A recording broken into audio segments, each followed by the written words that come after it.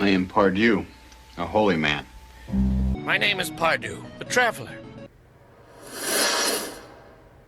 Hello, I am Pardieu, a holy man, and today we want to do a little theory crafting around the Innistrad Midnight Hunt spoilers and kind of take a look at what some of the upcoming standard decks may look like. I'm focusing primarily on best of one.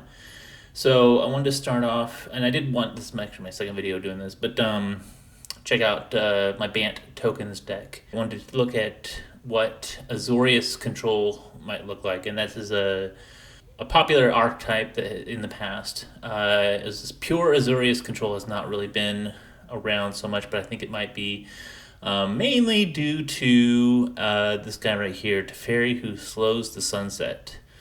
So he is 4 mana, 4 loyalty planeswalker that is reminiscent of Teferi of Hero of Dominaria. The fact that he untaps a land and digs for cards and stuff. He's not as powerful as Hero of Dominaria, but he is one less mana. So some of the other cards, I think. And so I think he will be the centerpiece as a 4 of in Azorius decks going forward. Then we got our new Wrath. I was trying to find the English version since everything has been spoiled at this point. But anyway, this is the destroy all creatures, but it costs 1 less for each creature on the battlefield. So this can potentially cost 2, which is pretty sweet.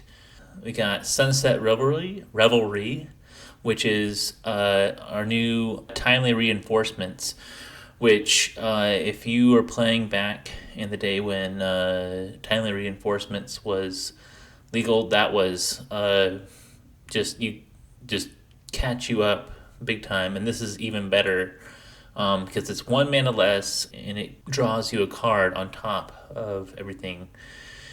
So I know the old control players back in the day would actually put themselves in a position to be at a disadvantage and then play their timely reinforcements and then catch up, and then they'd play all their other cards and then pull out ahead, and then you never beat them. So this is I think definitely going to be a staple of control decks going forward. Then we got the reprinting of Dissipate, which may overtake Saw It Coming just because of the importance of graveyards with all the flashback, and then also disturb creatures coming back. Also, there's going to be quite a bit of Reanimator, I'm sure. There's the new Golgari Reanimator spell that costs less for each creature that died this turn. I think there will be some decks that will take advantage of that. Then we got Faithful Mending, which is just hand smoothing. You draw go, and it's an instant speed, gains you 2 life. If you're trying to dig for that wrath or that counter spell or something, this will help you find it. If you're in a control mirror, you can throw away your wraths and dig up some more relevant spells. Just a great hand smoothing spell that will get you some.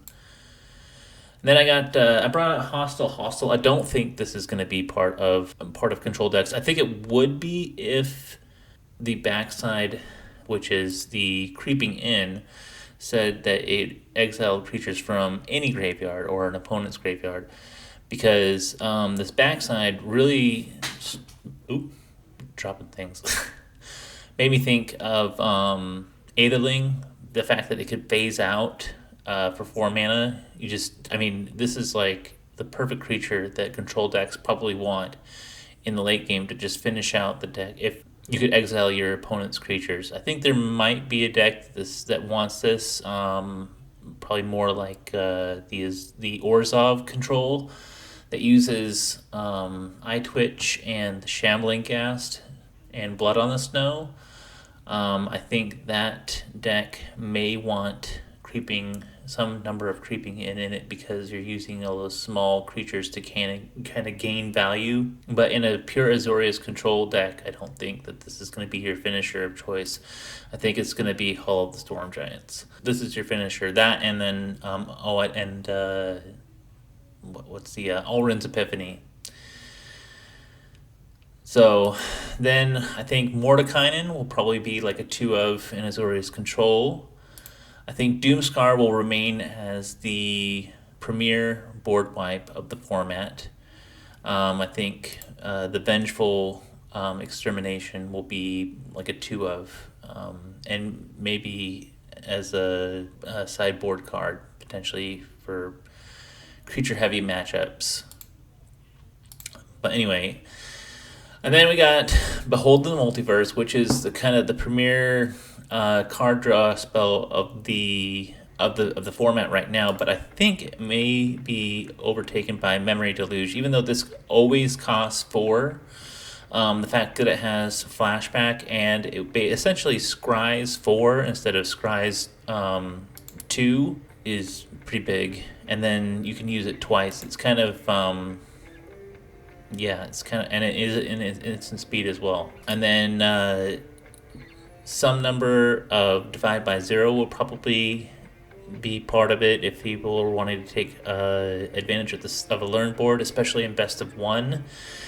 Divide by Zero might not be as prevalent in best of 3 decks, but I do expect Divide by Zero and potentially Professor of Symbology to take advantage of a learn board in best of 1. And then finally we got Fateful Absence, which is, people will be comparing it, it's basically a new Declaration in Stone.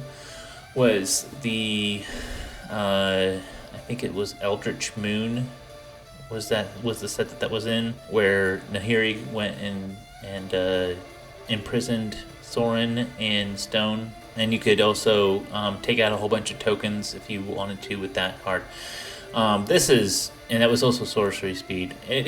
People were like, oh, lost their minds when they saw that card. And they're like, I think this is a lot better than Decoration in Stone, but this is kind of cool because it's a single target removal for non-black decks.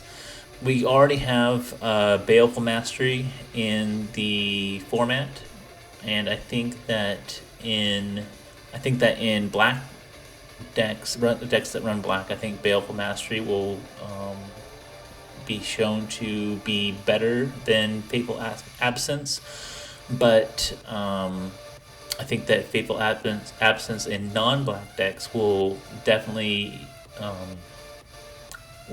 be a thing. You know, like Azorius control. You could run Boros control right now with all the lore hold cards that get cards out of your graveyard and do things. You know, what's the card that gets one of each type out of your graveyard from lore hold? It's like 5 mana sorcery. Get an artifact and an enchantment and an instant and a sorcery and a planeswalker. It's like every non-creature spell. Cards reload your hand.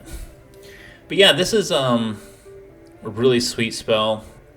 The fact that you give your opponent a token that they can pay mana later to draw a card is kind of inconsequential when you're kind of bearing them under card advantage with a traditional control deck. You know, you're going to be between Memory Deluge and Teferi and Mordekainen.